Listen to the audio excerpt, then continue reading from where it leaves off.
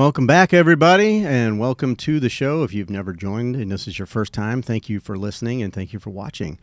Today, this is the Graybeard Podcast, by the way, and I am Jim. And today, I'm joined by a very special guest, brought to you by my daughter. She is our liaison and introduced me to.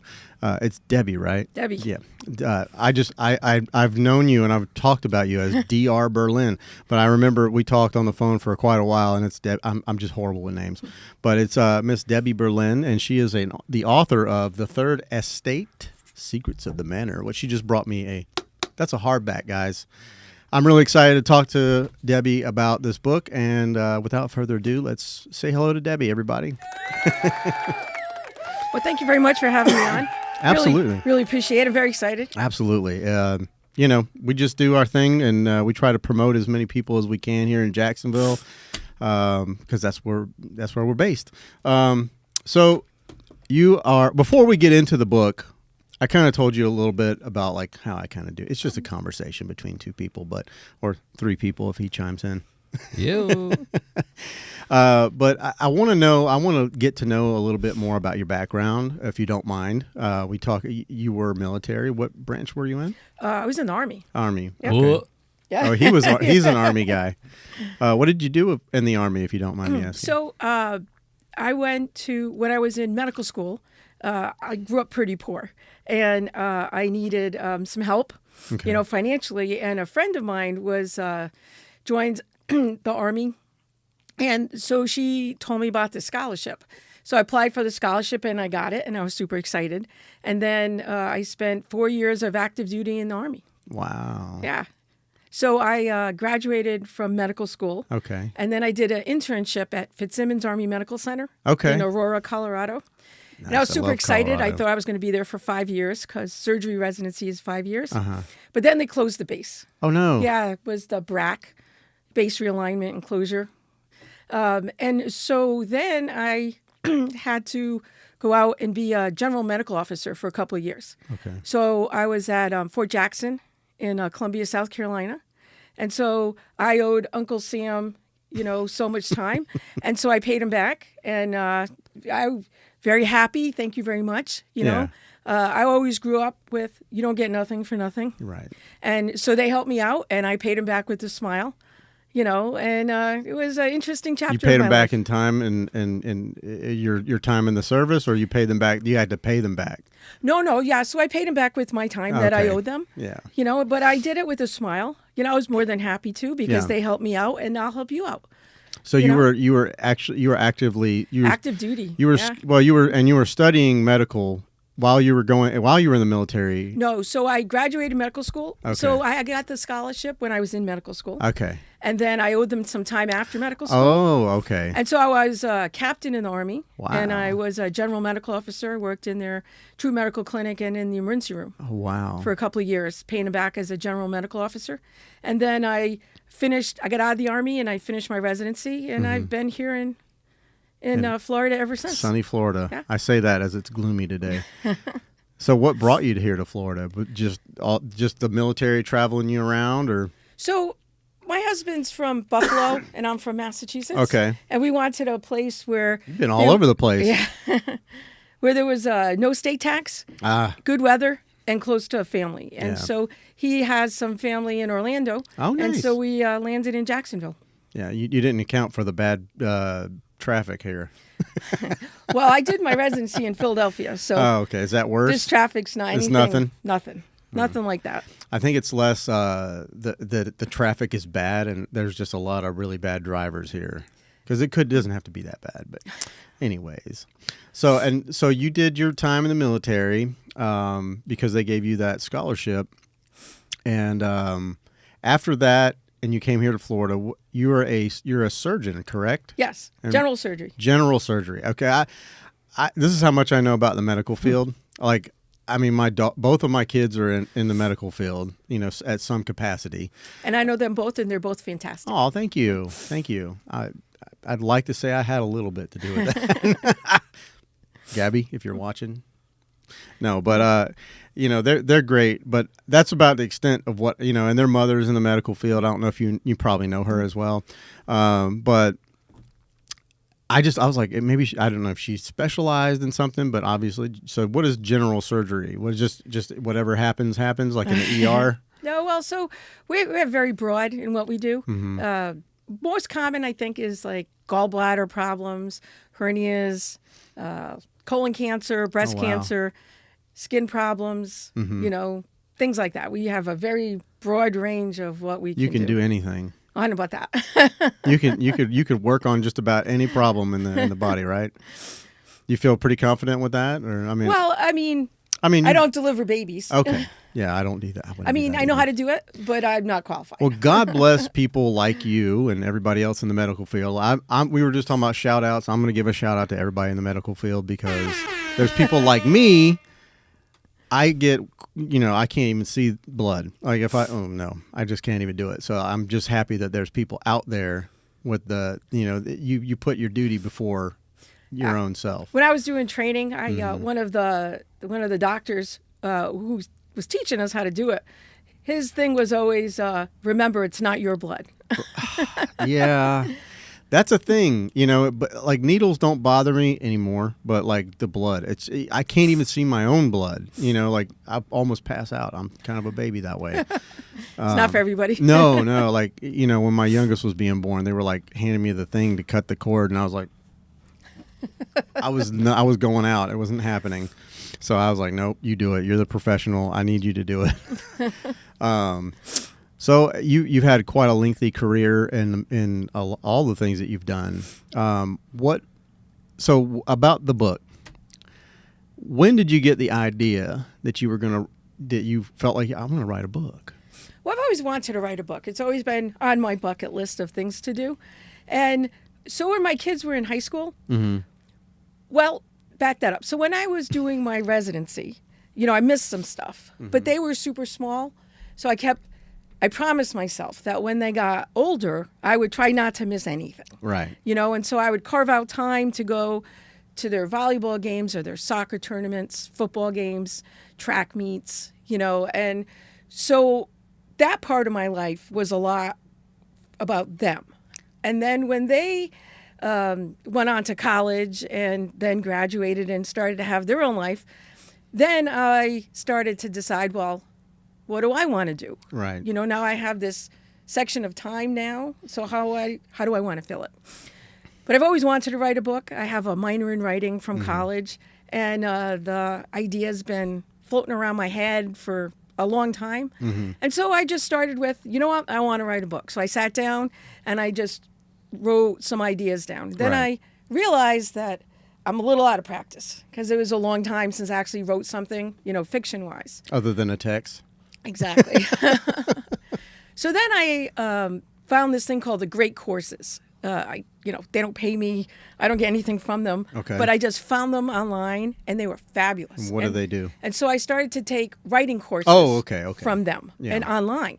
And so they're like full courses. They're like, 20, 25 lessons, and they're 45 minutes apiece. Really? Takes me 20 minutes to drive to work, so I would listen to half a lesson on the way to work and a half lesson on the way back, like how to craft characters, how to craft scenes, how to structure the book. And so I did a lot of that in preparation to try to, get back into the how-to to do it. And then that was just fabulous. And then there's this one course, and it's called How to Write, Great Fiction. And it talks about signposts, where you write from one signpost to the next, and everything's broken up into little chunks. Right. Because writers are either pantsers or they're plotters. And I am a plotter. What is the difference between the two? So a pantser is you just start writing, and wherever the story takes you, you go that way.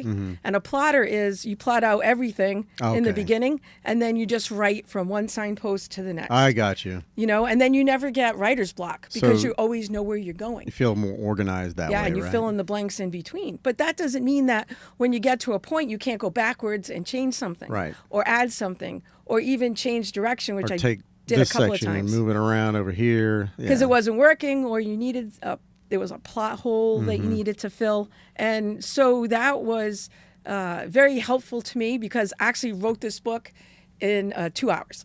What? It was 5 pages. Oh, I was like, what do you mean? But I wrote the book in 2 hours because I knew what I wanted to write. And then over the next year, I wrote from signpost to signpost to signpost. And then at the end of the year, I finished. And I was like, wow, I finished my book. This is fabulous, right? So you finished this whole book in a year? I did. And that was, Well, that's pre-editing and all that stuff. yeah, the pre-edit. It's a whole yeah. process, I'm But sure. that was like write a little, put it away, write a little, put it away, you know, because I'm not quitting my day job, you Right. know. So, Yeah. so when I want Not to yet, write, anyways. well, it's fun, right? So you want it to be fun. You Right. want it to not be work. Like, what do you want to do in your spare time?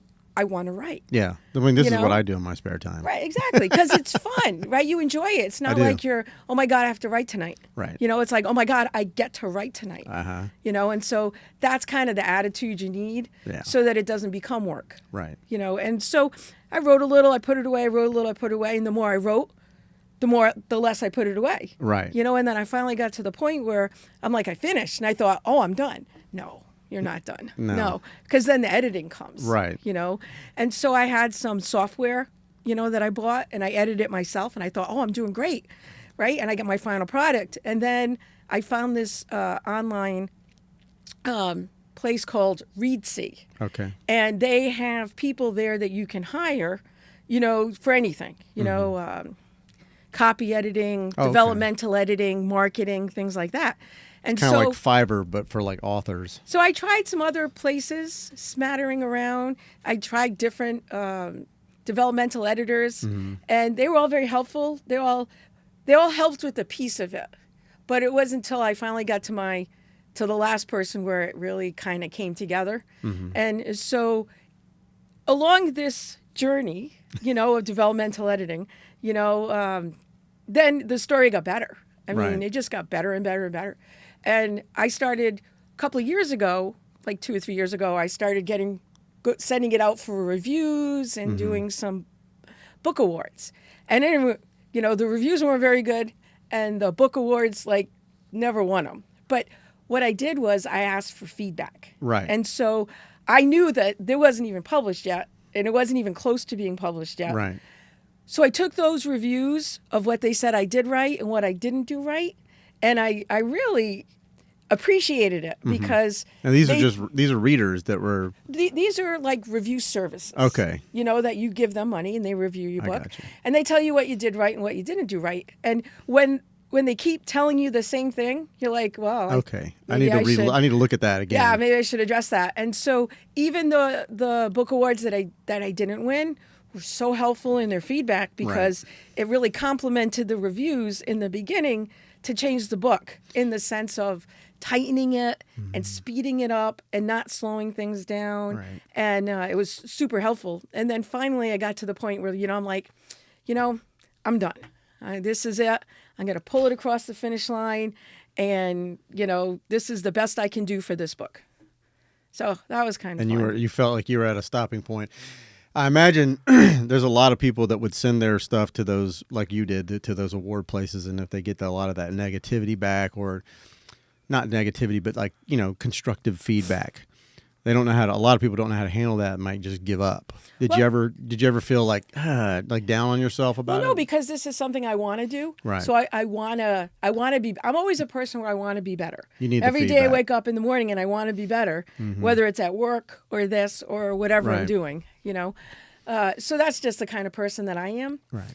So I took their feedback as constructive. Like, they don't know me. Yeah. I don't know them. So how could they hate It was me? just words on a page. You know, I mean, they're just giving me their honest feedback. And some of it I took, some of it I just kind of laughed at. I'm like, well, no, I don't think so. Yeah. You know, but each piece helps you take another step forward and get you to your final destination, you know, to a point where you feel comfortable that this is the best that you can do and you're ready to let it out into the world. Yeah. You know? So when it was finally time, and you've done all the steps to get to where you thought, okay, I'm ready to go publish. You know, how did you find a publisher? So what happened was I did a lot of research and I really wanted an agent. I'm like, I want an agent. I want to be published. I want to be published with an agent. I couldn't find one. And I'm telling you, it was, I spent a whole year like researching how to get an agent and getting a query letter and did a ton of research with that and got a lot of no's. And then I had one agent actually give me feedback and Okay. say, she wrote me a letter. Wow. You know, I was like, wow, this is fantastic. And she's like, you did this right, but you did this wrong, and you need to change this. And that's why people aren't paying attention to you. And I thought, wow, this lady doesn't know me. She gets nothing out of this. But she's not pulling the punches. You know, but she spent enough time to like actually write me something that says, instead of, you know, the form letters. you know, Right, right. I'm sorry you don't fit our list and all this other stuff. Yeah. So then I thought, you know what? There are a lot of very successful people who self-publish. Mm-hmm. You know, and I'm like, that's the route I think I'm going to go because, you know, I tried this route, it didn't work. I'm just going to pivot and head in a different direction. And so that's what I did. Did you self-publish? I did. Oh. This is self-published. And it says Outskirts Press because Outskirts Press is a company that helps you publish your book. Okay. So I already had it edited. They're like the printing press, Yes and sort no. of. Yeah. So I already had it edited. I hired from Reedsy. I got my cover designer. It's a very so nice I had cover. I pulled love it all the way across the finish line to hit the button to self-publish. Yeah. But I didn't know how to format. So I didn't know how to distribute. Did you hire that? Yes. Okay. So Outskirts Press has different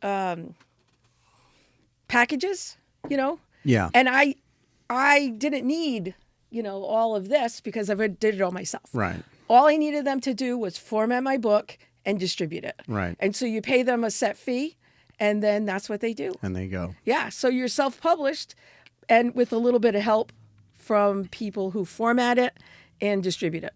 Now, when you got it all done, did you rerun it through the awards processes like you've done before? Yeah. So I have entered.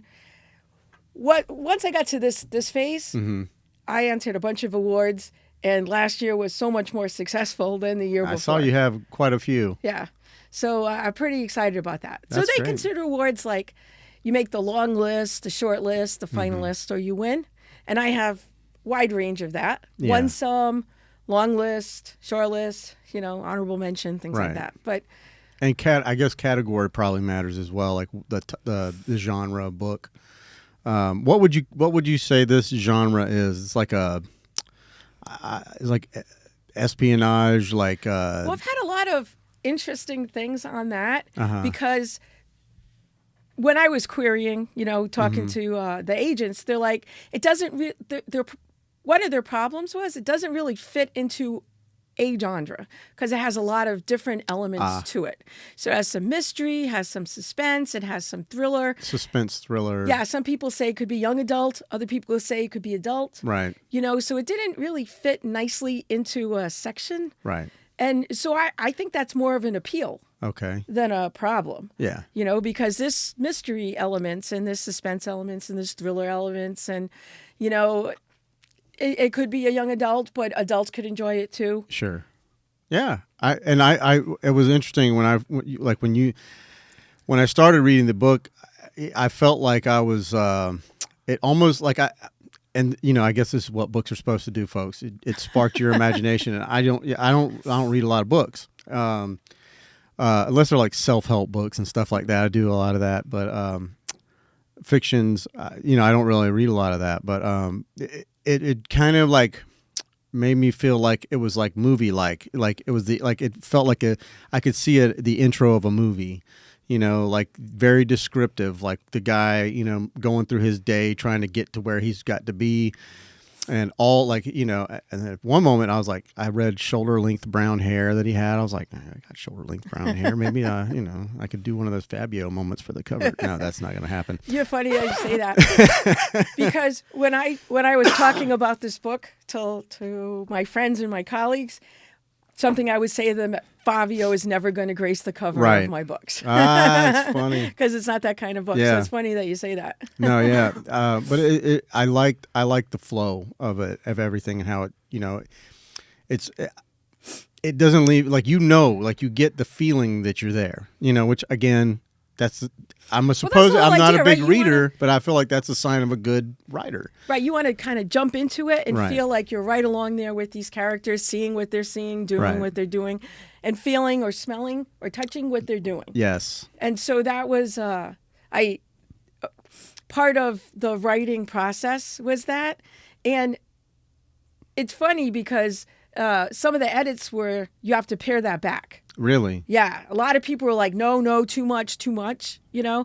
And so I did a little bit, but otherwise I was like, no, I'm going to keep a lot of it. Yeah, I mean, You know?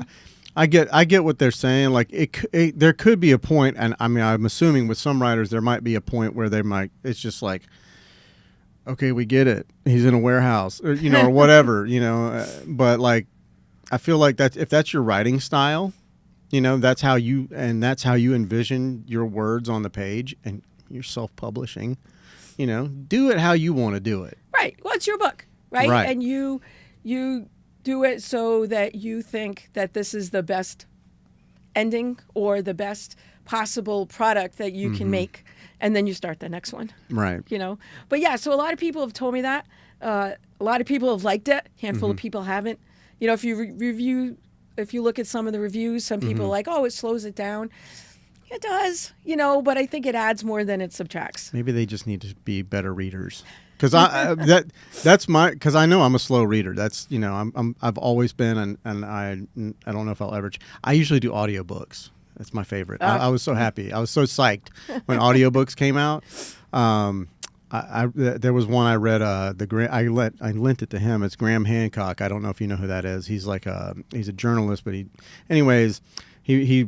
studies all these ancient civilizations and stuff like that. And he had like this 1,000-page book, and I was like, I'm never gonna Fingerprint read of the that. Gods. Yeah, Fingerprints of the Gods. And so I just audiobooked it, and it was awesome. And I asked you if you had an audiobook, and you might do that at some point. Yes. For people like me. Well, it's on the wish list. Yeah. Yeah. Yeah. Audiobooks are very expensive to make. Yeah.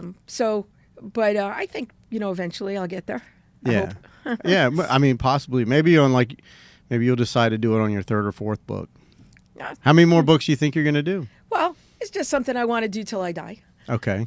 So as many stories as I come up with, that's as many books as I'll write. Now, do you think you'll stay, like, maybe for the next book, will you stay in the same genre? Will you stay with these characters? Or Well, I will you... have a 3 to 5 book plot for this. Oh, really? For this series. Oh.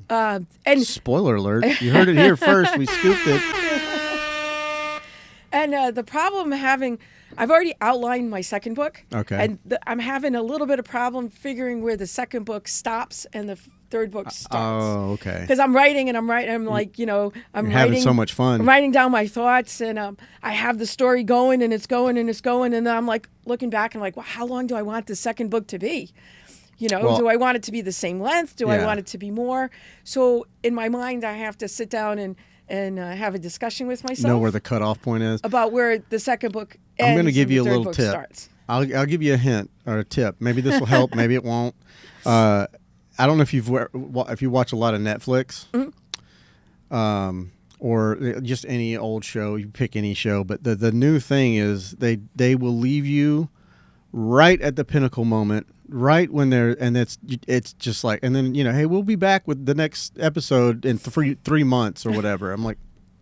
But then you're like, I gotta see, you know. But you have to make each book stand alone.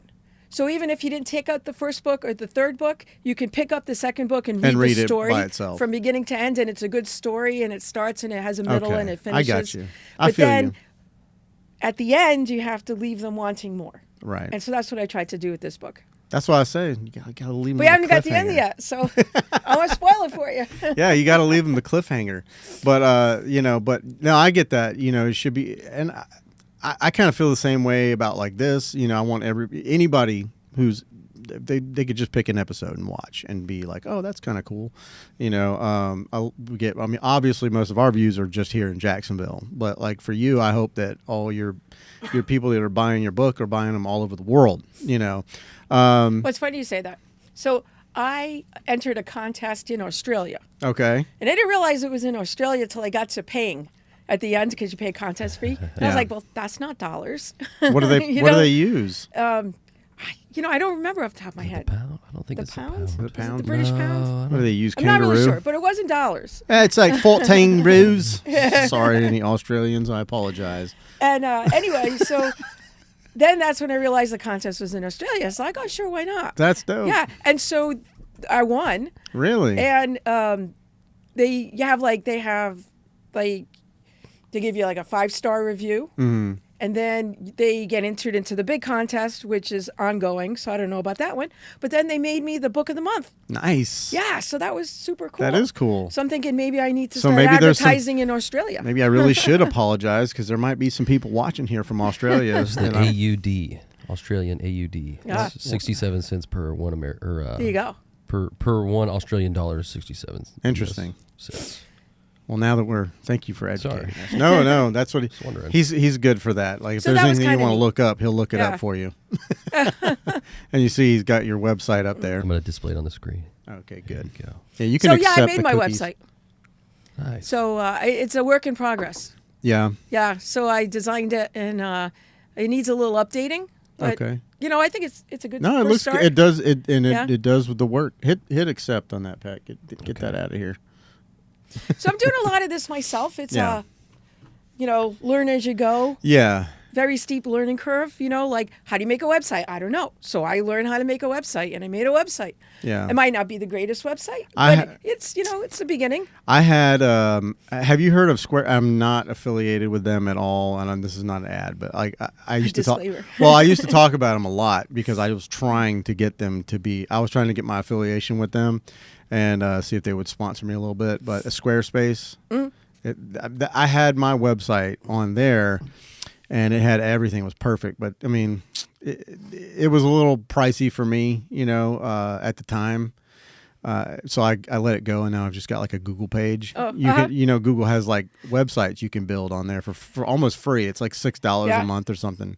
This But- is GoDaddy. Oh, sweet. Yeah. So, like I said, I wanted a website, so I learned how to make a website. Yeah. Is it the best website? Probably not. Yeah. Does it need some work? I'm sure it does. Does But it you have to learn be how- flashy though? I mean, like, Yeah, what do you need? You learn as you go. Like my Facebook posts, like we were talking Mm-hmm. about earlier, I do those myself. Right. They're about 90%. Some of them are from like some advertising that I've been doing. They send me some. Right. And a marketer I've been working with, he sent me some. Mm-hmm. But most of those I make myself because they're fun. Yeah. And I like them. Yeah. And I hope other people like them. Oh yeah.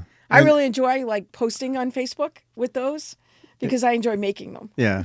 Do you get that little what is it the little endorphin boost or whatever, the serotonin whenever you post you upload something? I used to get that way when I would post on YouTube. Like I'll never forget my very first upload on the YouTube. I thought like a dummy. I was like, I'm gonna hit upload and everyone's gonna see it all at once. Everyone in the world's gonna see it all at once. I probably had like 2 views for like the first 6 months. Yeah. No one watches. I did my trailer. I did my own trailer. Oh, you did? Yeah, if you pull it up on YouTube, it's I looked to see what other people did on their trailers, and then I just made my own. Sweet. Yeah. So, like I said, I'm learning. It's I'm excited to see that. It's a big learning curve for me, but I'm having a lot of fun doing it. You missed the H there, turd. The turd estate. The turd. No, that's a different book. Ooh, did I? Okay. What was it?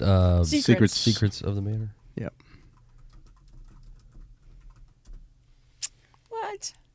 Here it is. Yeah, There there we she go. is. Go full screen on that. Let me switch over. There we go.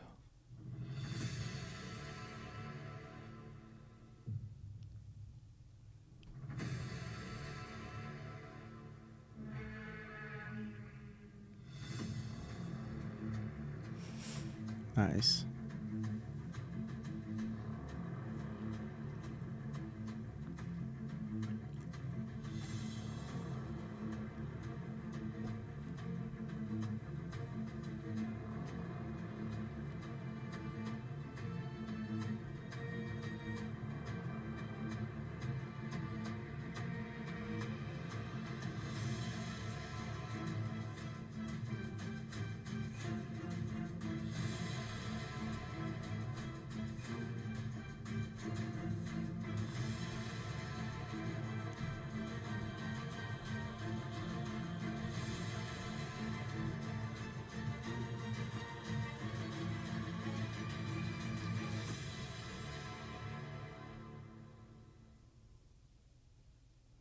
That's so cool.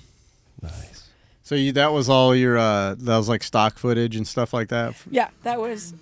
Okay, yeah, Sorry stop about that. Let me, get that there. So I saw how other people made their trailers, Yeah. and I wrote down what makes a trailer. So you need good music. Mm-hmm. You know, you can't write a lot of words. Right. You know, you have to kind of keep it to a minimal. You have to do some pictures and transitions that get people's attention and holds it Yeah. and things like that. And so I'm like, I can do this, and so I did. Something like the music was perfect, and the transitions happening on like the, the And the downbeat. beat. Yep. That definitely helped. Like I could tell you paid attention to that. And one thing that like I've always heard from a lot of filmmakers is if you say it, show it, type of thing. And like all your stuff, all your footage that you had, like he was on a trail and like you're going through a forest, like I love that. I love the creativity of that. Oh, thanks. Very, very good job on that. And I forgot to mention earlier, folks, she is a photographer as well. You might say was, but when you're a photographer, you're always a photographer. But so yeah, she's a photographer too. So. I used to do sports photography. So Right. I would take pictures of my kids' sports teams, of all the kids on the team. And then we would have a Facebook page and I would post them on Facebook. So the kids could pull off whatever pictures they want and so could the parents. That's nice. And at the end of the season, I made them posters of themselves. Mm-hmm. And then I gave the parents little brag books for the Nice. kids. Stuff that you could put like in your pocketbook. That's a nice little little thing, little upgrade, for the kids. Well, it's funny because one of my daughter's mom on a travel team met one of my daughter's teammates from her high school. Okay. And they each had their brag book. And they're like, oh, we have, a mom who takes pictures. Oh, we have that too. And they're like, Well, that's good. That's good. Free Small world. Yeah, and free advertising for you. In case you wanted to jump back into that. and you're a photographer, right? I am. Well, that was the reason I started this podcast. Was originally it was just me, and I would just talk about like either what was on my mind or like it was a lot of times it was like tips and tricks for photography, videography, and audio stuff, and it kind of correlated with my YouTube channel. But I kind of gave up on doing a lot of that because it is very time consuming, and I have a full-time job too, and but I've been involved with probably at least 4 different, maybe 5 podcasts, and where I'm usually producing it, and one of the last ones I did, we were doing live video feed and all that stuff. So I was just like, I could do that too, and I set all this up, and then I was still doing it just by myself. And I was like, I had a buddy of mine and was like, dude, there's all these people, all these photographers, all these models, all these whoever, and so I was like, all right. And I just started having them in every week. Uh-huh. And, then it just kind of started, I started meeting other people like authors and, actors and producers and stuff like that. And, other entrepreneurs and whatever. So it's just kind of snowballed for me like that. So not to keep talking about me. I'm sorry. No, it's okay. You're very interesting. I mean, not me, but Yeah. some of the people I meet are interesting. I just like to talk, and I like to meet people. And for me, this is like the easiest way to do it. I know it's probably for some people that it's a little intimidating, but and it's not like their favorite thing to do. Well, this is my first podcast, so thank you very much. No problem. And I keep reminding myself I talk to people I don't know every day. Every day, and sometimes you probably have your hands in them. That sounded a little weird. Well, hey, we're about 35 minutes into this. We got a buttload of comments. Oh, We got comments, really? go ahead and read some of those. Patty. Yeah, I'll read some. We got Christine. She's in here. Michael Silva said, book was a great read. Can't wait for the next one. Michael also said, so proud of Deb. Long way from playing hide and seek on Harrison Street. Sandra Harvison said, I am only part of the way through, but I agree. The book has a good pace to it. Very interesting process. I had no idea there were so many industries out there for the processes along the way. I only knew about publishers. Also said internationally acclaimed author. Joseph stopped in. Joseph Swartz. Gabby stopped in, said, are any of the characters inspired by friends or family? And then Christine stopped in and said, looking at the finished book, is there anything you would add or change or even a different element you would bring to the book? to this copy, Mm-hmm. I don't think I would change anything with that. Yeah. But just because I'd worked on it for so long. Refined it. Once Yeah. you got into this, I mean, you got hardback books, folks. Okay, when you get to the hardback phase, you're not changing anything. I mean, although I know that there are some authors that will go and do, you know, some kind of edits or whatever. It's probably usually those are like the nonfiction. You know, they're like, oh, then there's new information, so we have to go and edit the book. But I mean, it's your baby. Well, you know, but I didn't want to publish it until I thought it was the best that I could do. So I don't think there's anything I would, you know, do or Right. change unless there's a typo. Help me out with that. But I've had it read and reread and Yeah. so many times. I hope there's not any. Yeah, Yeah. I know for sure. I've often thought about doing like a book, and I don't, you know, probably more like a biography, but like, or an autobiography, I guess is the right word. But like, I'm like, my life is not that interesting. Why would I write an autobiography unless it was just to do so I could give it to my kids or something? But it would have to be edited to the max because my like my writing prowess is like not that good. You know, I'm really I try to like punctuate text messages so I can like keep practice, but no, I don't. No, it would just be like one line, giant run-on sentence. You know, and somebody would have to get in there and go, "Dude, what are you doing?" Well, they tell you when you write, just write. Don't worry about grammar, you know, don't worry about things like that. But when you edit, you know, then that's when you have to go back Right. and really pay attention to not so much of the story, but more of, you know, trying to get the words, the correct word Right. or the correct sentence structure and make sure that you don't start the same sentence with the same word. Right. Things like that. And so you got to keep those processes separately, you know, separate between the writing. Just let it come. Just let it write. Just take it wherever it wants to go. Yeah. But that's the thing, right? So I got to maybe about 3/4 of this book, almost the end, and I realized That thing right to your face. I needed one more character to say something, but only that character could say it, Okay. and I didn't have that character. I was like, oh my God. You have to create a whole new character. So I had to go back and pepper in the character in the appropriate spots Oh. so that when it came down to the time to say, you know, to call, you know, this person on it, that they didn't come out of the woodwork, Right. you know. And then where I was talking about my editors, the last editor I had, he was fabulous. He said to me, the reason, how far in the book did you get? I don't want to tell you that. Okay, fair enough. So she makes a decision, right? She makes a decision early in the book. Okay. And The editor or the character? the character, Okay. yeah. So Sophie makes Yeah, a yeah. decision early in the book that affects her for the rest of the book. Mm-hmm. And the editor said, why? What do you mean, why? He said, you have to make it so that is the only decision that she can make. That there's no other decision that's possible. So then that it's not she a was decision. almost forced into it in a sense of, well, there's always a decision, Yeah. right? You can turn right or left. Mm-hmm. But he said to me, you have to paint it so that from a moral standpoint and Okay. from a character standpoint of who she is, that could be the only decision that she could make. Ethically, yeah. And let the cards fall where they may with the consequences. And I thought, Uh-huh. oh my God, that is such good advice. You know, I mean, like, that's great. So I went back and that's what I did. Well, and it also builds. We're talking about the characters, but I mean her character, a person. You know, it builds that. You know, that character.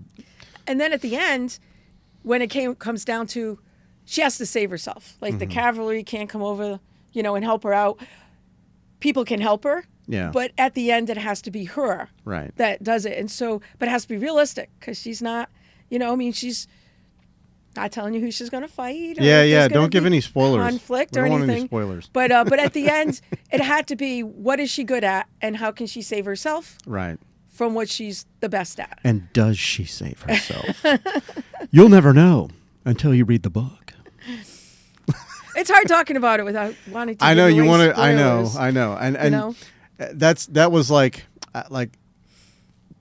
I didn't have that thought until the last podcast that he and I did when I made that video clip, and I was like, I don't want to tell you, we don't want to talk about too much of the book because then you might not want to read it because then you know all the things. Because I know for me, I'm not that way, but I know there's some people that when they get spoilers, they're like, well, I'm just not going to watch it now, or I'm not going to read that now. Right. But I'm not. I'm one of those people that I like spoilers, and I'll still watch it based on how the spoilers made me feel. Right. Well, and the way I wrote it was I really tried to concentrate at the end of the chapters where you wanted to turn the page and read the next one. Yeah. So that was, starting chapters and ending chapters are very hard. Yeah. And you have to, starting a book and ending a book also, because like you just start it where you end it. Right. And, but. Well, there's a flow chart for a book, right? You mean the beginning, and then it crescendos, and then. Right. It's those signposts that I was talking about. Right. The 3 act. Right. 3 acts to a book. And, so I really I went back when I was doing my first editing. Mm-hmm. I went back, and the first thing I did was edit all the endings. That was the first thing I did, was edit all the endings to where, and there were some of them where I had to all go of the endings. back. Did you write multiple endings? Well, no. I when I went to edit them, okay, I would have to. A couple of the chapters actually went back 2 or 3 pages and ended it there. Okay. Because it was a better ending, uh-huh. where you wanted to turn the page and keep going. Okay. And so other the end of chapters, okay. I did it. I went forward okay. and made the chapter longer, so that you would want to turn the page and read the book. Right. Now that makes sense. I thought when you said the endings, I was like, wait a minute. Well, the endings of each chapter. Yeah. No, I got you. I picked up what you were laying down, but for a minute, my dumb brain was like, I know I'm not smart, but I was like, but it seems like a pretty good idea to write different endings, but then. Because, you might decide, well, I wanted to end like this. Well, maybe I want to end it like that. But when I started it, I knew the beginning and I knew the ending. Mm-hmm. And then I filled in all the gaps in between. Okay. I've never written a book, but I imagine that's the best way to do it. Or it's a way. Yeah. I had a friend, a lady I work with, and she said to me, she's like, the more you talk about your book, the more I want to finish writing mine. Oh, she's in the middle of one. Yeah. And I was like, write it. Why not? Yeah. What's holding you back? Just write it. Yeah. Finish it. And self-publish it. And you come on the show. I'm like, just do it. There's nothing. What's stopping you? You have a book inside you. Just write it. Just sit down not you, but she's stopping. Yeah, not me. No. Yeah. Your greatest opponent is yourself. That's. Just sit down, write your story from beginning to the end, and at the end, it's still your story. 100%. Yeah. So just do it. Yeah. Yeah. It's sometimes tough, to get over this weird thing that we all have. That's like you want to do something, but then there's this weird block, this resistance. Yeah, but like for example, I want to make a website. I'll make a website. I want to make a trailer. I'll make a trailer. I want to do, Facebook posts. I'll figure out how to do that too. So you don't have that mental block. I just do it. You just do. Whatever you want to do, just do it and just do the best that you can. Oh, and the other thing is, somebody asked me about this before. You can't compare yourself to other people. No. Everybody's different. There's going to be somebody smarter than you and prettier than you and better than you and more, popular or a better writer than you, So you can't compare yourself to other people. Yeah, I preach that. There's nothing productive in that. Yeah. You just have to be the best you could possibly be. And just got to figure out how to do that. And people will pick up on that. I talk about that a lot. I in the beginning of this, when I first started this type of podcast where I'm sitting down interviewing people, I spoke to a lot of photographers. And a lot of the younger guys would be like, some of them were, kind of cocky or, whatever. They had a good ego on them. But, which I'm like, do you think? Those are usually the most insecure people, by the way. Probably. Yeah. But then there were some that were like, I don't know, my work's not good enough. People, I've only got this many followers. And then this guy's got this stuff. And then my stuff looks like, I'm like, stop. Yeah. Just stop. Nothing productive there. Who was it that said comparison is a thief of joy? Yeah. That's one of my favorite quotes. I can't remember who said it. It's probably somebody that was really smart because it's true. Can't remember, yeah. But the thing is, you can make yourself better. You could take a course. You could learn something. If you really want to do it. If you wanted it. If you want it bad enough, then you'll just go Google it. Yeah. In the world of 2025, You know, there's a YouTube for just about everything. YouTube you know? University. So don't let that hold you back. No. You know, you want to learn how to paint? Go learn how to paint. You want to learn how to write? Go write a book. 100%. Nothing holding you back, but do not. And when I win an award, I'm ecstatic. Yeah. Even if it's a little sticker, you know, like Whatever it is, yeah. whatever certificate. I'm like, I'm out of my mind, crazy happy. But when I lose an award, it's like, okay, you know, you can't win everything. Yeah. You know, but that doesn't stop you from trying for the next time. Right. You know, but you can't be jealous. You have to be like, hey, listen, you won. That's fantastic. Good for you. Right. You know, you deserve it. Great. Yeah. That's fantastic. You know? I mean, if you put the work and the time and the effort in, no matter what it is, somebody's going to recognize it. Somebody's going to notice it. And like, I think you're doing what you're supposed to be doing. I mean, I've never written a book, never published a book, don't know what it consists of, what it takes for it to succeed. But that was me 5 years ago. Right. You know, 5 years ago, I didn't know anything. And it's just dug your heels in. It's a learning curve, and every day I learn some more. Like now I'm in the marketing. What do I not know about marketing? I don't know. Maybe you can help me out. Quite a bit, you know, and advertising. And I'm like, oh my God, advertising and marketing and Yeah. promotion. And I'm like, again, don't know anything about it. So what Yeah. do? You learn. Yeah. You look on, you research, you talk to people, you know, and then you learn it a little bit at a time. Right. Like, I'll tell you, I'll be honest with you. Like, you're probably, I used to do promos prior to the podcast. And then I haven't done them in such a long time. And there's I mean, the reason is because we film live. And when you promote, and then something happens day of, and your guest doesn't show up, and now you're stuck you're stuck holding the bag. And, you know, again, you know, I know that things happen. Like, you know, we had a guest last week. You know, it happened, and it's okay. I love him. He's one of my good friends. He's also a podcast producer. Used to work for like the Weather Channel, or I think it was Channel 4, I think. Something like that. When he used to be in the behind the scenes.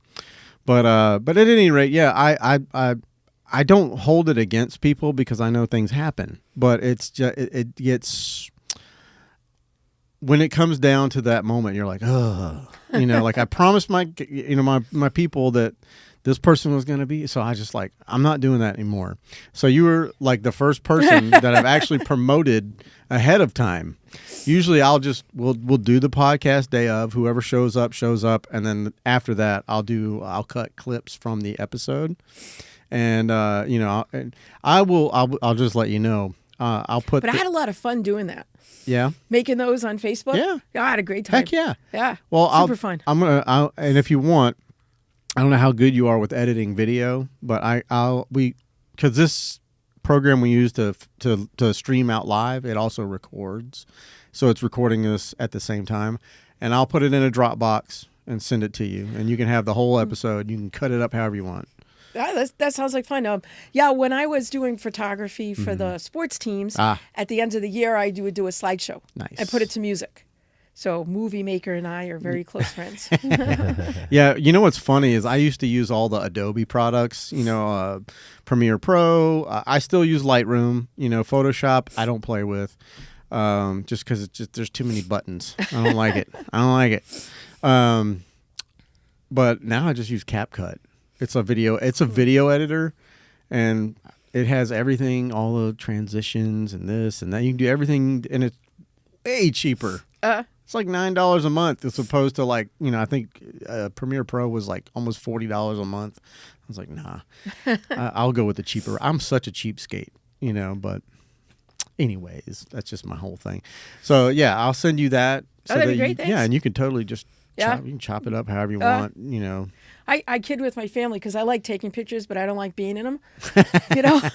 So I'm like, just Photoshop myself in, it'll be fine. Yeah. No, yeah. Well, what's funny, who was I don't remember who I was talking to, but, you know, the whole time my kids were growing up, I didn't realize this until like I was looking back at like some photo albums and stuff, and I'm not in any of them. I'm the one. I'm the You're the reason. one behind the scenes. That's right. I'm the reason that there is a picture because I was taking pictures of everybody, and I mean, it doesn't make me feel any kind of way. I remember that moment, and that's all that matters. They were the most important thing in that moment to me. Right. But I guess you kind of got to be in the pictures. You know what I'm saying, Debbie? Yeah. Well, so now what we do is we do a lot of selfies.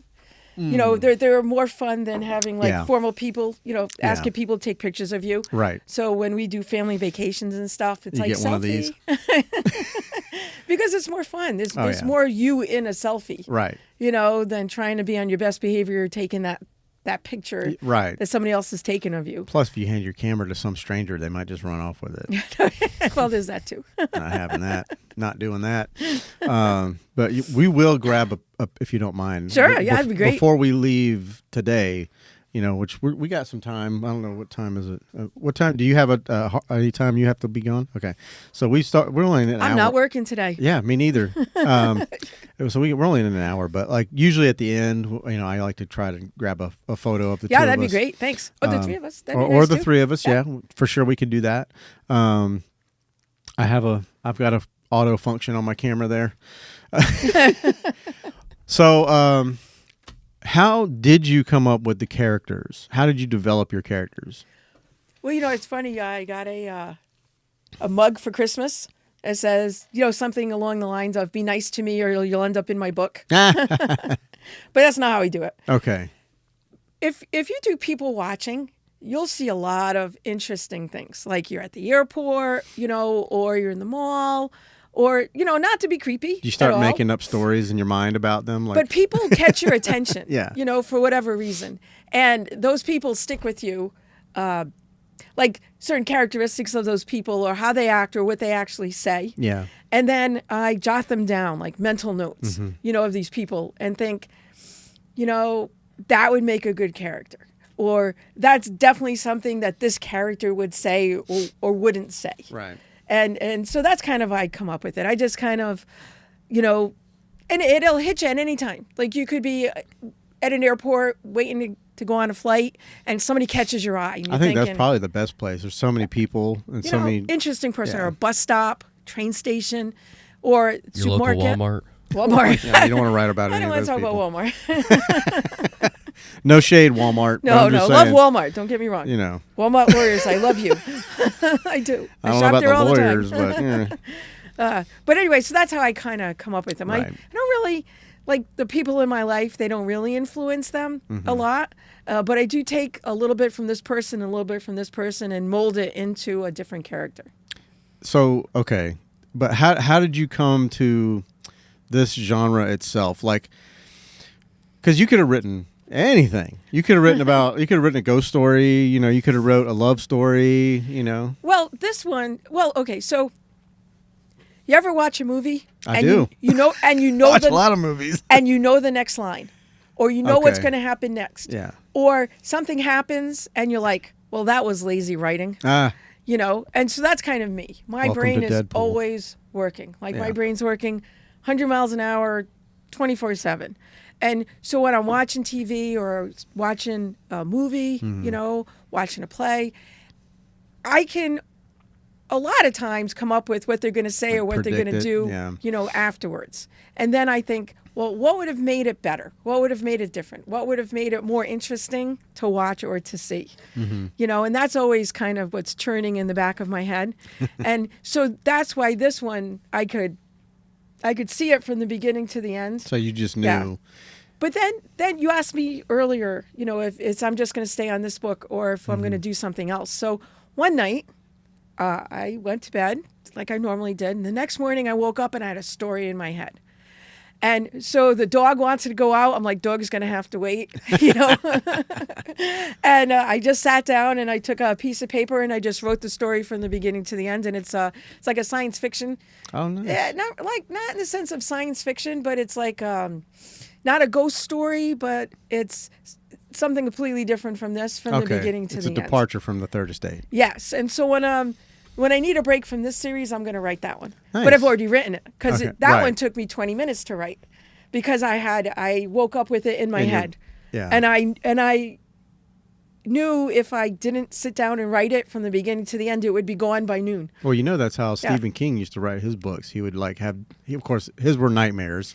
And he would wake up after a horrible nightmare and he would immediately write down everything he remembered. But that's not how usually I do it. No. But that just happened. So I was Maybe like, write it. Your muse was working Yeah. overtime. They just Yeah. touched you and said, hey. The dog is crossing his legs because he wants to go out. I'm like, you So- just have to wait a few more minutes. They'll be fine. And if not, I'll clean it up. Yeah, we just always clean it up. Like my fault. That's it, Right. Yeah, I'll still give you a treat, fella. I just got, what is your writing process? Like, I know we talked about like the beginning, the end, the flags, but like, do you like sit down and type it, or do you write, like, cause you said just now you like wrote it down, you hand wrote it. Well, I hand wrote the next one Okay. because of It was the so situation fast. where I was doing it, right? And then normally I just sit and I'll type it. Right. And I could jump from chapter to chapter, but I don't Mm-hmm. usually do that. I usually just write chapter to chapter in regular order, Okay. How You feel it goes. Yeah. And then, like I said, I'll go back and I'll add or subtract or pepper in. Mm-hmm. Depends on if I get to a point where I need something or something needed to happen before and it Right. didn't, I'll go back. Right. The old Sherlock Holmes, they used to get posted in the newspaper, chapter by chapter. And I'm thinking that'd be so hard because then you can't go back. Right. You can't go back and fix, whatever issue you found 3, 4, 10 weeks down the line. Right. But thankfully now it's just you go back and you fix it and everything's good. Yeah, it seems like it's a pretty with technology today. It's a lot easier to do that. But geez, I just lost my train of thought. It's not hard. It happens quite a bit. My thoughts are all jumbled up. But is there like a specific program or anything that you use, or just Microsoft Word, or? So there's a program called Scrivener, and what that does is it allows you to do things in chapters. Oh, okay. But it also I think I've heard of this. And you can also have they have boards that you can post, Right. like Post-its on Right. like a virtual board. Yeah. And then you could also put pictures into the program. So what I did was for the manor, I had a picture in the manor of my head, what I wanted. Then I went online And found it. and found something that came close or not close.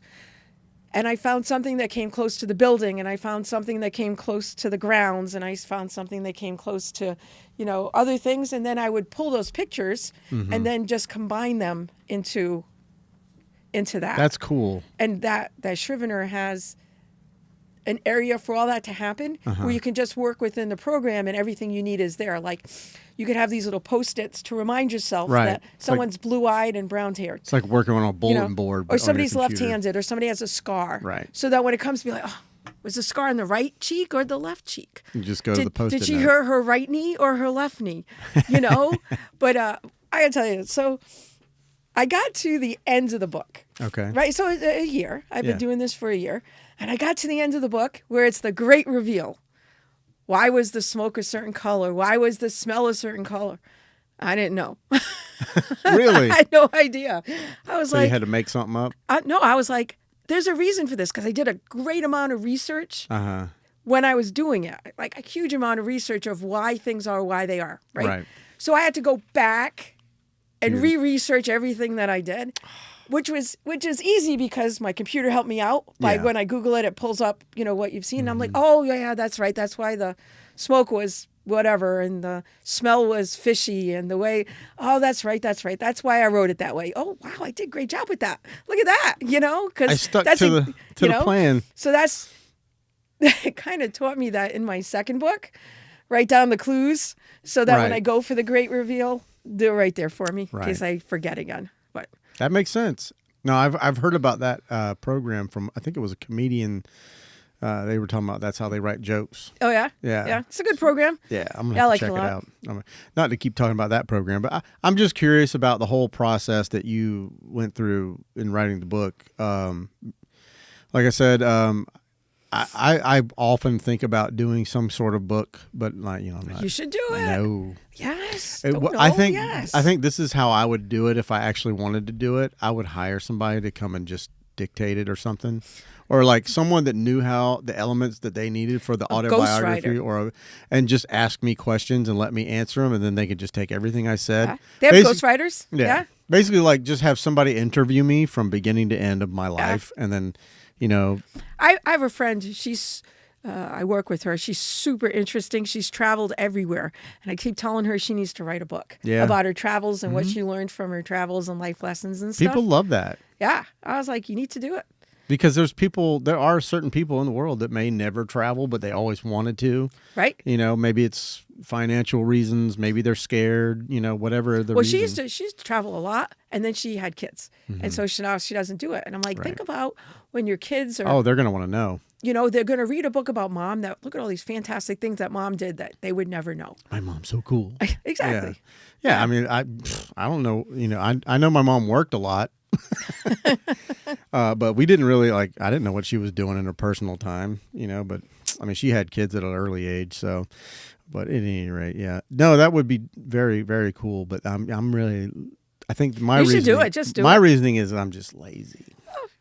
But you have to want to do it. That's the whole thing, right. right? When you want to do something, You'll do it. It's fun and it's easy and it just flows. Right. But when it's work, why do it? Right. I mean, you already work. Why work more? Yeah. Especially doing something you're like, oh my God, I have to write tonight. And it's Right. like, no, I want to write tonight. Yeah.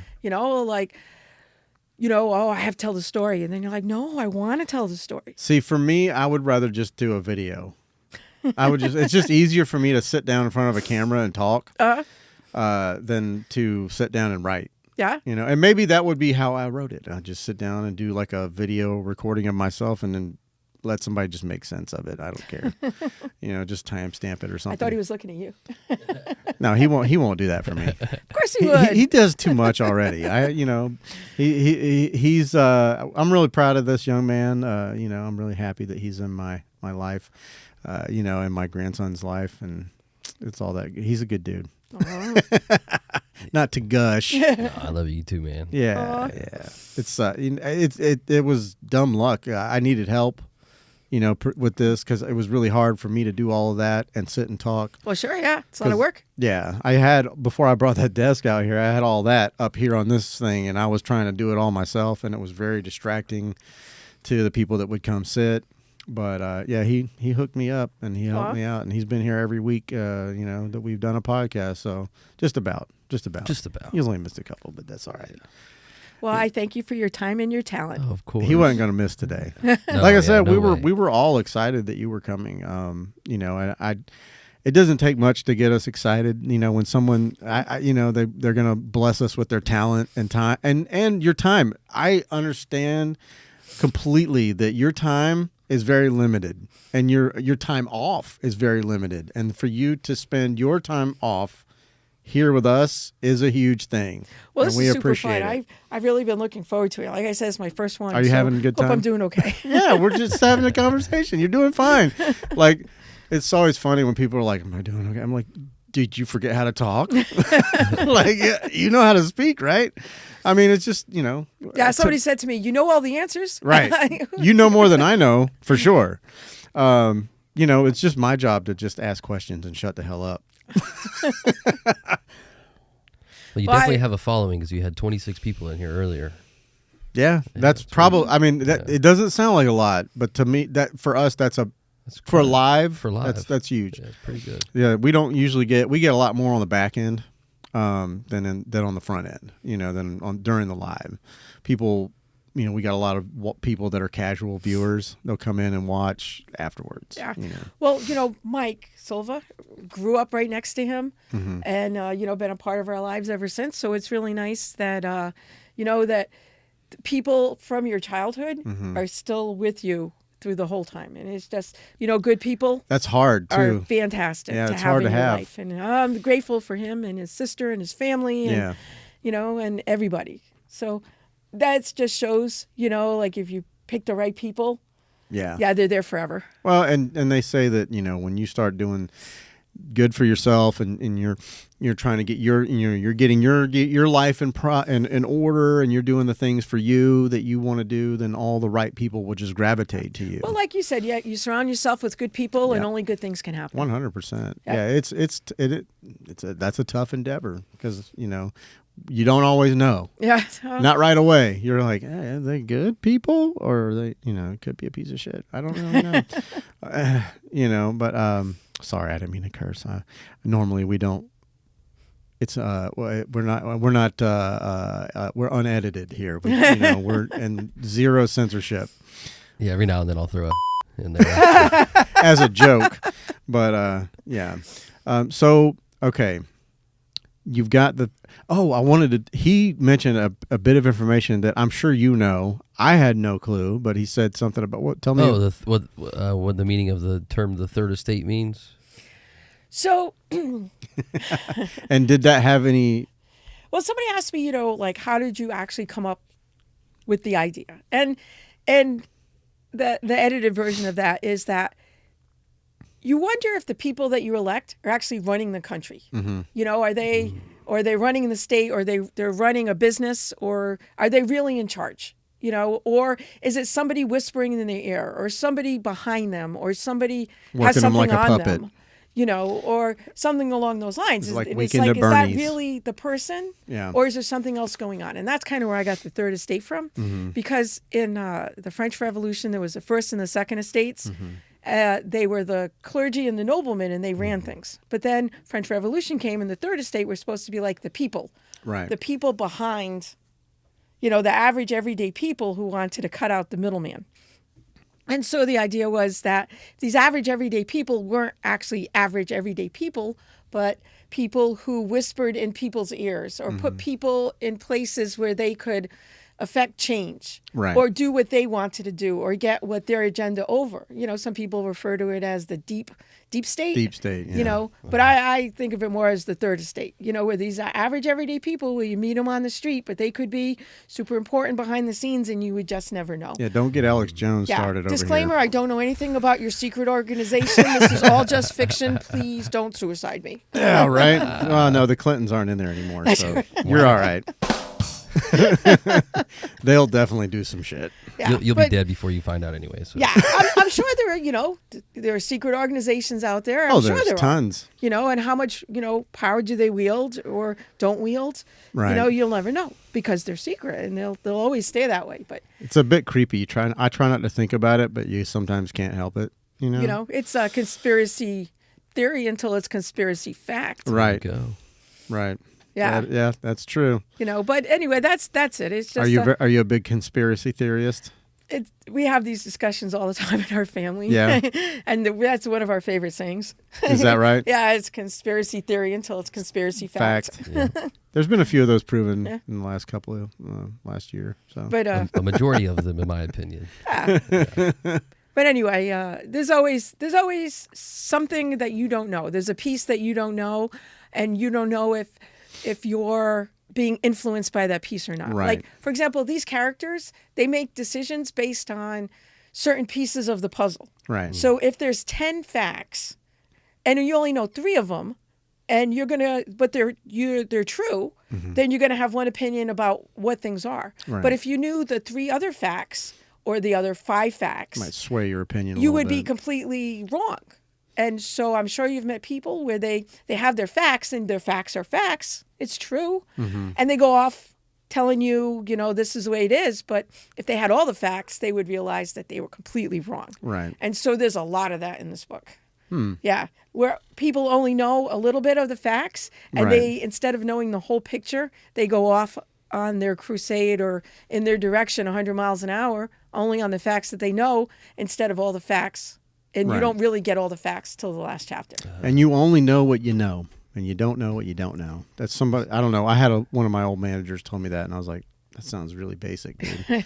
But it's true. Yeah, you know? think you think you're right, Right. and you will fight to the tooth. That Oh, you're yeah. that you're right, and you're right. Your facts are correct, but you don't have the whole story. And if you had the whole story, you would be completely heading off in a different direction. Well, that's. I'm sorry to interrupt, but that's kind of how intelligence operations are designed, where they compartmentalize everything. That way, no two can get together, put two different facts together, and get the theory of as to what they're working on. you Yeah. know? So if you had all the facts laid out, you would and can see the whole picture. You would make different decisions, and so would they. Yeah. Yeah. But you're thinking, how can such smart people get themselves into such big trouble? In the book or in life? Yes. Yes. That's a yes. Anywhere. Anywhere. Well, yeah, that's obviously it's part of the journey of this book is that you get to put whatever facts you want in front of the reader, and you get to take them on the path that you want them to go on. And, a lot of people don't think about what was this author thinking, Well, but the whole idea is, right, here's a fact, but other people might interpret the fact in a different way, Right. even though everything is the same. Right. And then you give them one little other piece, and you're like, wow, it's not even close. Yeah. It's You a know? mystery now. Yeah. So it's not even a red herring because it's true. Right. You're giving them something that's true. I never and, understood that term. And they make their own decision about what makes it true. And then you give them another fact that contradicts that. Yeah. But all the facts are the same. Is that what a red herring is? What is a red herring? I don't know what Like that an is. outlier. I don't know. I just remember on a pup named Scooby-Doo, there was a kid named Red Herring. Name your source. Name Scooby-Doo. Yeah, I call Scooby-Doo to the stand. Raggy. That's funny. When I was a resident, we were teaching the medical students. Yeah. I had a medical student tell me something, and they said it with such conviction that I thought, well, maybe I'm wrong. Maybe they know something more than I do about this particular thing. And I'm thinking, I think they're wrong, but maybe they're right because of the way they said sounded it. so, Yeah. convinced. And so I asked them, I said, well, what's your reference? And they're like, well, on ER last night. Oh, Jesus. It's called propaganda. I was going to ask you about that. Do you watch a lot of the hospital shows? I and stuff? never watch them. You don't watch any of them? Not one of them. I know that I can't. I watch them like, oh, no, that's not how that happens. Oh, that's so wrong. our friend No. Gabby, what is it, Grey's Anatomy? Grey's, She's a nut for Grey's Anatomy. The only hospital type medical show that I would ever watch was Scrubs. I loved it because I love comedy, and it was real slapsticky. I don't think lawyers watch lawyer shows or judges watch judge You don't, shows. yeah, no SVU. Yeah, no, Dun, dun. I can't. No. Plus, I do it all day long. I don't want to Yeah. watch it when I come home. Yeah, I mean, Plus, I they get got their that. facts wrong. that. Excuse me. That's what I was getting to. Is like if you had watched them, would you be sitting there going, "That's wrong. That's not how you hold that. You don't do it like that." Do you work with the robots and stuff? Yeah, we have robots at the hospitals. I don't personally do it, Yeah.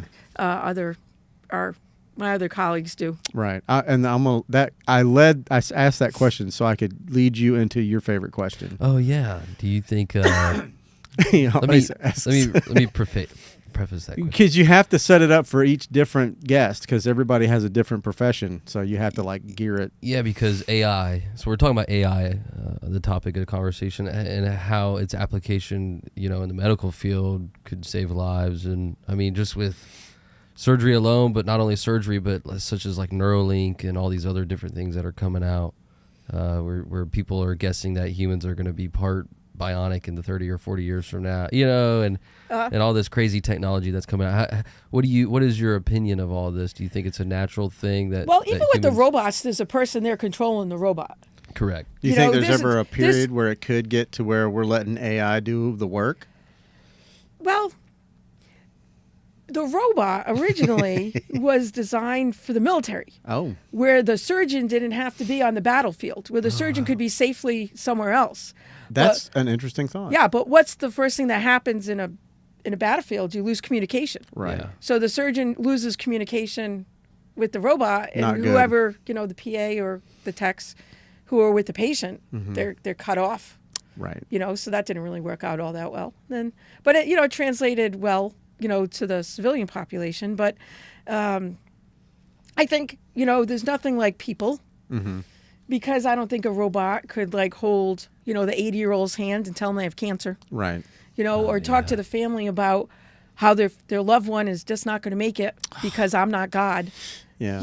and only one person knows when it's your time, and it's not me. Right. You know, and you can only do what you can do.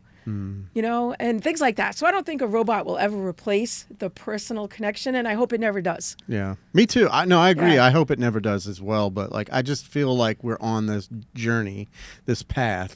Oh, well, To where- technology is great, though. I mean, the way technology has improved with diagnosing and treating, Right. you know, certain cancers and things like that. Yeah. I mean, that's just fabulous, and Phenomenal. that's exploding, and I think that's a wonderful thing. That's a But- better application for But it. there'll always need to be a human person there, you know, to for that connection, because Right. you need that connection. Because if it's impersonal, you know, then you've already lost the battle. A robot's never been cut open. I mean, it doesn't have nerve endings like we do. Not that we know of. You know, robots out there, I don't know. Maybe, you know, don't get mad at me, okay? Because in 50 years, when you take over the planet, I don't want to be on your shit list. Yeah. Well, you know, and then there's the whole argument of AI in writing, Right, right? Can you type in 10 lines and have AI write you a book? right, Well, I'm sure there are programs now that can do it, right. but where's the fun in that? What's the point? You know, I mean, it's my idea, it's my characters, it's my story. I want to do it. I want to Right. be the person to write it. I don't want some computer to generate, you know, things like that. I want to write it. And I don't want anything to do with AI. You know, I don't know if that's holding me back or what, but I would you know, let AI maybe do my punctuation. You know, like that's it. they can spell check for me. Yeah, and we spell can call check. it a day. Yeah. No, there's a guy, I can't remember his name. He's a YouTuber. An photographer, but he makes his living on YouTube. But Casey Neistat. He had an AI program and he put in the prompt. He's like, write a script with every from beginning to end for a YouTube video by Casey Neistat, and he put his name and all that, and it like searched how he does all that stuff, and it put in like camera movements, scenes, like the scene changing and all that stuff, and then he followed it and made a video based on what this thing said, word for word. It gave him a script, it gave him everything, and he did the shots and the dialogue, and it was horrible. It was not good. Like It was not. creative. But that was Right. the point. Right. He was like, "Come on." It's bland. Yeah. It obviously But I mean, if you're going to do it, do it. right. And you're doing it for a reason. You're doing it because you want to do it, because you like doing it, because you love doing it. right. So just do it. Yeah, don't let somebody Yeah. else do. It's just like paying somebody else to do your work for you. I mean, I never. I mentioned Fiverr earlier. I don't know if you know what that is. It's a website where all these like people that are creatives that have a skill, they can go and they can offer their skill for money or whatever, and you can pay somebody, whatever their fee is, and they'll do your thing for you. They would make you promos, or they would make you whatever, logos and stuff like that. They'll do voiceovers and all this other stuff. Shit, I forgot what I was saying. The point was, I can't remember. You should do it yourself. Yeah, you should because do it yourself. It's your product. That's the point. That right? was the point. It's your product. You did it yourself. You should be proud of what you've done. On one of my old podcasts, the one I used to do one with my girlfriend, and we used them to make us a logo. We used somebody. I just picked somebody, and I paid them whatever their fee was, and they made this logo, and it was awful. And I was thinking to myself, I should have just done it myself. So from that point on, Right. So how do you do it yourself? You learn. You learn. You YouTube it. You research it. You Google it. 100%. And you keep working on it until you get to the product and where you like it. Yeah, unless you have like really some close friends that are really, really good at stuff like that, Right. And they offer to do it for you, and you're like, I mean, I won't say no. But no, yeah, it is fun, and that type of thing is fun for me. I like making things, even if they suck. For me, that's just my whole thought process.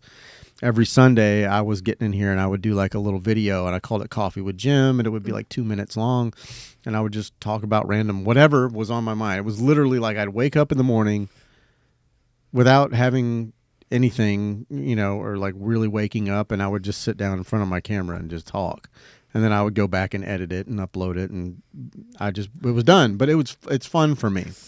I like to have good video that looks good. I like to have good audio that sounds good because I'm a geek.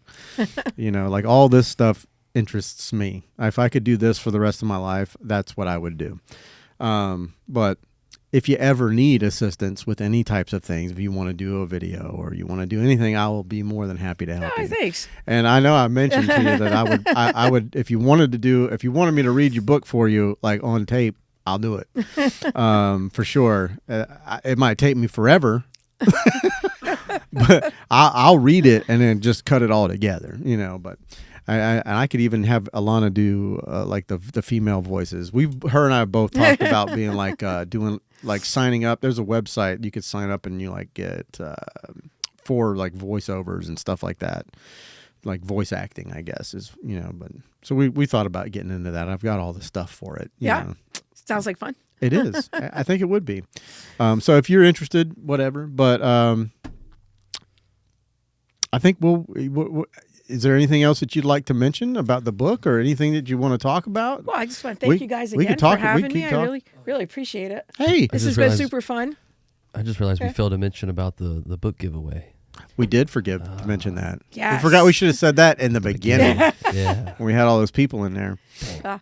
So I have a hardcover book that I'll autograph, and it'll be, a random person who called in, and Pat's gonna pick somebody that was in the chat, and we're gonna set you up with a the Third Estate hard copy. I wish I would have known that you were going to do that. I would have. I wanted to ask. Yeah, no. If you'd have told me, I would have promoted that for sure. But we can next time.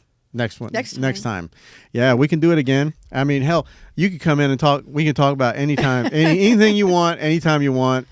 I'm cool. I like talking to you. This was super fun. Thank you so much. Oh my God. You've got so much stuff that we could probably talk about that we just scratched the surface on. You've got like an energy about you that just makes me confident, motivated, and for sure. I love it. Yeah, we can. Yeah, you could be our expert, or when we need advice or when we want to talk about something, surgical or whatever. Be our health expert. At any rate, well, I thank you for coming on, and thank you for all of our gifts. Guys, she brought us gifts. Yes. Come on, let's open these. I mean, I'm not going to open it yet, but Peterbrook chocolate. I can't go wrong with Peterbrook. You can't go wrong with Peterbrook chocolate. And I thank you for that. And thank you for my book. I thank you for your time and your talent. Because this was super fun. Like I said, I've never done this before, so. Well, now. Always interested in doing new things. I will tell you, I have some other friends that are podcasters that have a different platform that they do podcasts and stuff.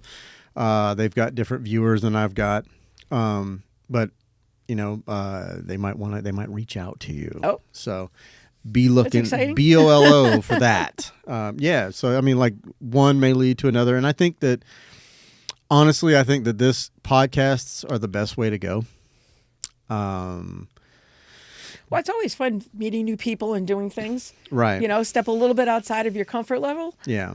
Well, I'm just talking about as far as media goes. Like if you were going to go to, the Gray Beard podcast doesn't have as many viewers as, WJXT at the moment. But, I think that there's a potential for that to happen. And I think it's honestly, if you go to like one of those shows, you'll be there for 5 minutes, and you have 5 minutes to talk about whatever you want to talk about, your book, and it's that 5 minutes is going to get broken up with commercial breaks. Hey Jim, hurry up! We got a Pfizer ad in 30 seconds. Come on. Yeah, no, brought to you by negative. That will never, ever happen.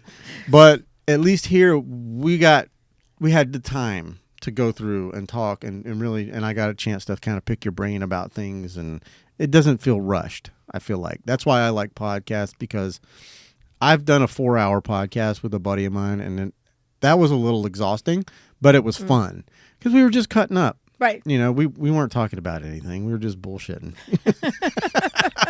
But I do thank you for your time for sure. And ladies and gentlemen, if you are interested, go to Amazon, Barnes & Noble, and your website. It's not on the website, but you can go to the website anyway. Yeah. Well, probably put a link on there. But you can get the book now. The Third Estate, Secrets of the Manor. You can get hardback, right? Can they get hardback? Or you can get a softback. Or ebook. I got one of those too. I got 2 of them, guys. I will read it. Well, I hope you enjoy it. I've enjoyed what I've got read so far, but give all your social media. Go ahead and tell the camera what your social media is so they can come and find you and follow you. Well, I'm on Facebook mostly. I'm learning Instagram, do a little Twitter, Yeah. but A lot of the younger people are on Instagram. That's why I hang out over there. so I was I had my Facebook page hacked. That Yes. was fun. Yes. So I'm kind of starting again. So now I'm D.R.Berlin author Perfect. on Facebook. On Facebook. Yeah, D.R.Berlin. I found it pretty quick. It came up. Yeah. quick. Because I've been trying desperately to try to get the other one to go away. Right.